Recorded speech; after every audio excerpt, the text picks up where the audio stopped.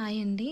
ఇప్పుడు నేను చెప్పబోయే టాపిక్ బయాలజీ స్టూడెంట్స్‌కి, సైన్స్ స్టూడెంట్స్‌కి, ఇంకా న్యూగా తెలుగు మీడియం నుంచి ఇంగ్లీష్ మీడియంలోకి కన్వర్ట్ అయ్యే వాళ్ళకి యూజ్ అవుతుంది. ఒకసారి వినండి. ఇప్పుడు అనటమీ, ఫిజియాలజీ. అనటమీ అంటే మెయిన్‌గా బయట స్ట్రక్చర్ ఏం కనిపిస్తుంది.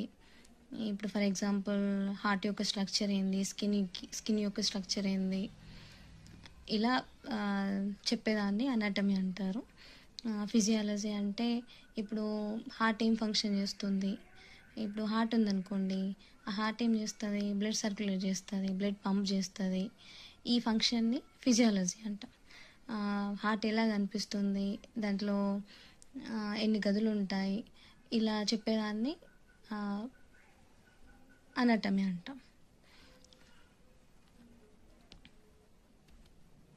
ఇవి రెండు ఉంటేనే ఒక ఆర్గాన్ గురించి, ఒక సిస్టమ్ గురించి చెప్పొచ్చు. ఇప్పుడు ఫర్ ఎగ్జాంపుల్ డైజెస్టివ్ సిస్టమ్ ఉంది, దాంట్లో ఏమేమి ఉంటాయి, ఇలా చెప్పేదాన్ని అనాటమీ అంటాం. ఆ డైజెస్టివ్ సిస్టమ్ ఎలా వర్క్ చేస్తుంది, దాన్ని ఫిజియాలజీ అంటాం. అంతే అండి.